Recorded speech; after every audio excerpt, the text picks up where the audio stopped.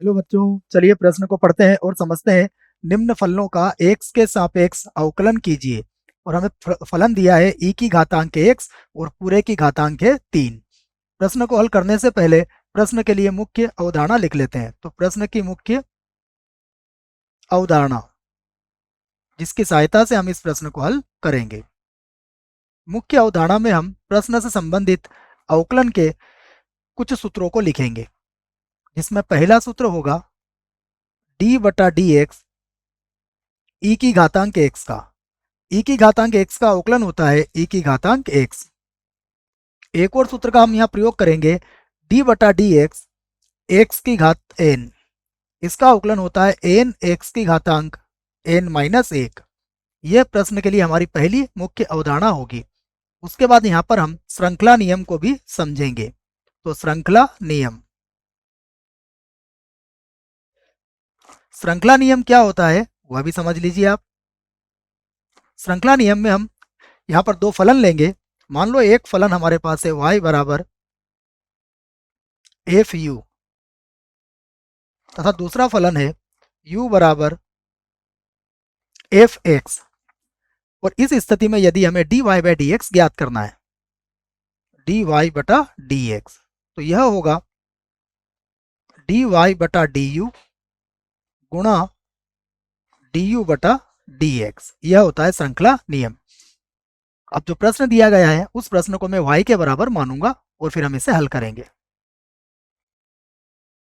माना हमारा जो प्रश्न है वह y के बराबर है, तो y बराबर होगा e की घातांक x और पूरे की घातांक हो जाएगा 3। इसे बनाता हूं मैं समीकरण 1।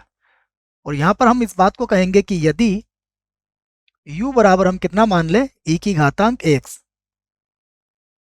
तब y बराबर हो जाएगा u की घातांक 3। अब हम इनका अलग अलग अवकलन कर लेते हैं। सबसे पहले u बराबर e की घातांक x को हल करते हैं।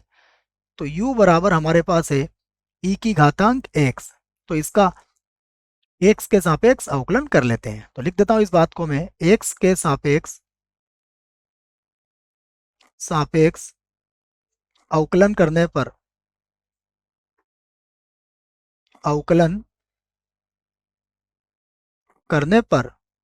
जब इसका x के सापेक्ष अवकलन करेंगे तो यह बनेगा du बटा डी एक्स बराबर d बटा डी एक्स ई की घातांक x। और इसका सूत्र आपको लिखवा दिया, इसका अवकलन e की घातांक x से ही होगा। यह होगी हमारे पास समीकरण 2। अब हम y बराबर जो है उसे हल करेंगे। y बराबर है u की घातांक 3 है, इसका अवकलन करेंगे u के सापेक्ष। तो मैं लिख देता हूं इस बात को, u के सापेक्ष अवकलन करने पर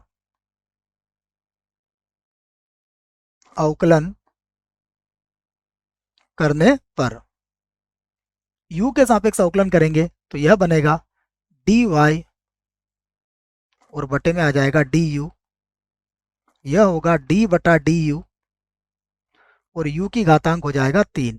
इसका सूत्र भी हमने लिख लिया है, देखो 3 आगे आ जाएगा। ये हो जाएगा u की घातांक, 3 में से 1 जाएगा तो कितना बचेगा, 2। अर्थात ये हो जाएगा 3। u का मान किसके बराबर था ये देख लेते हैं हम। u हमने किसको माना था, e की घातांक x को, तो ये हो जाएगा e की घातांक x और पूरे की घातांक हो जाएगी 2। इसे बना लेंगे समीकरण 3। और अब श्रृंखला नियम से हम इस प्रश्न का उत्तर दे सकते हैं। मैं इसी बात को यहां लिख देता हूं, श्रृंखला नियम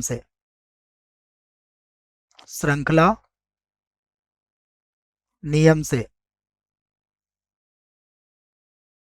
हम dy बाई डी एक्स को लिख लेंगे। dy बटा डी एक्स बराबर होगा dy बटा डी यू और गुणा du बटा dx। मान रख लेते हैं, dy बटा dx कितना है हमारे पास, देख लेते हैं। dy बाई डी एक्स था, बच्चों sorry, dy by D you था, देखो कितना है 3, e की घातांक x और पूरे की घातांक था 2। उसके बाद du बटा dx कितना है, यह है e की घातांक x के बराबर है। हम चाहें तो इसको या यहीं पर छोड़ सकते हैं, इसको इस प्रकार भी लिख सकते हैं 3 ई की घातांक x, और उसके बाद हो जाएगा ई की घातांक x, और पूरे की घातांक हो जाएगा यहाँ पर 2। यह हमारे प्रश्न का उत्तर होगा। आशा करता हूँ आपको इस प्रश्न का उत्तर समझ में आया होगा। धन्यवाद।